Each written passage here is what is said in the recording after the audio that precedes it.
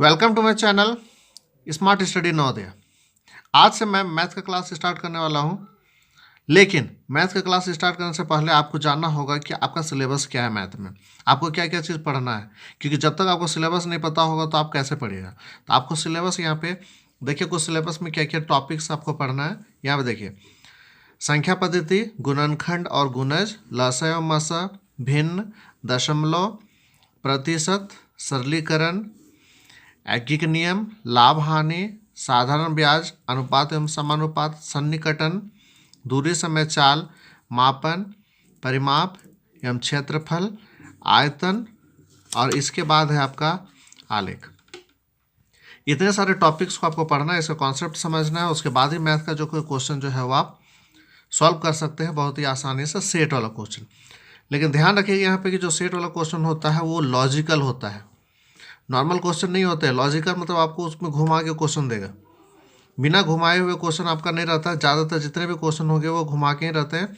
2-4 question ही ऐसे होते हैं जो नॉर्मल सिंपल होते हैं, तो आपको बहुत ही ध्यान से समझना है। तो चलिए आज स्टार्ट करते हैं हम संख्या पद्धति का कुछ पार्ट।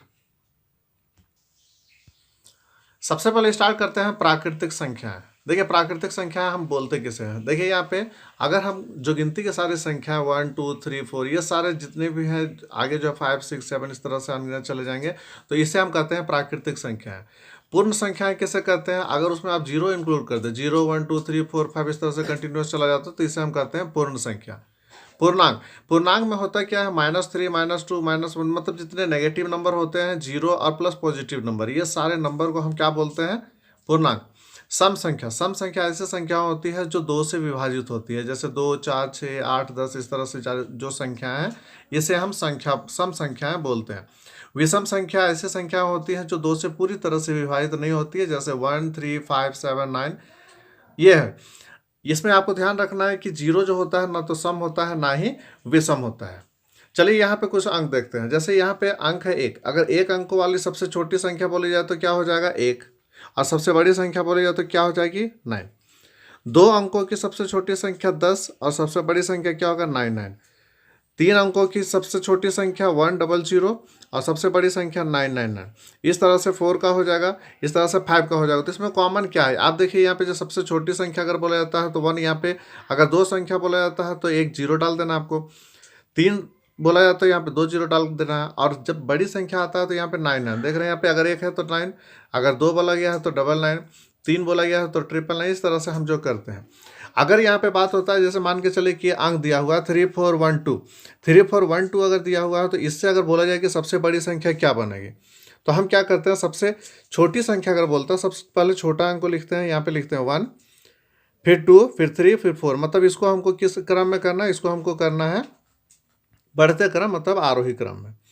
अगर सबसे बड़ी संख्या बोलेगा तो इसको घटते क्रम में करना, मतलब सबसे बड़े नंबर को पहले लिखेंगे 4 3 2 1, और इसी तरह से फिर आपका ये जो दिख रहा है 1053।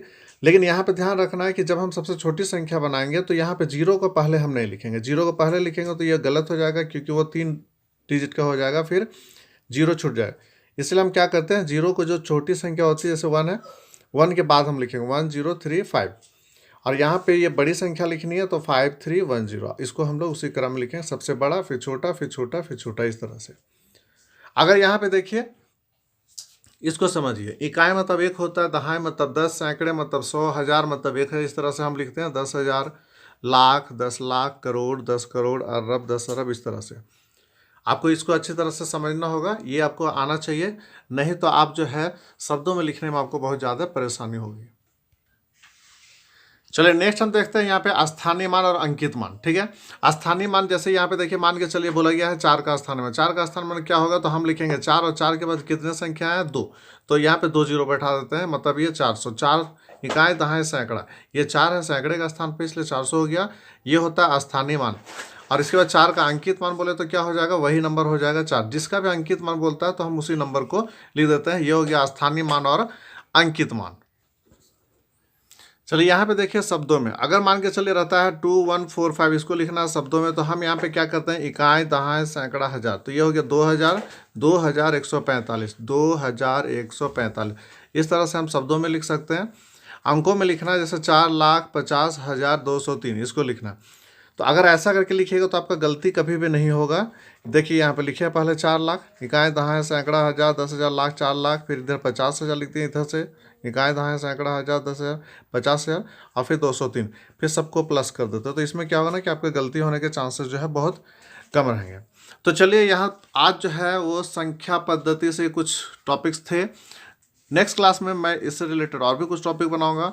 और अगर आपको वीडियो अच्छा लगा तो लाइक करें और शेयर करें और चैनल को सब्सक्राइब करके बेल आइकन को दबाना बिल्कुल भी ना भूलें। Okay, thanks for watching my video.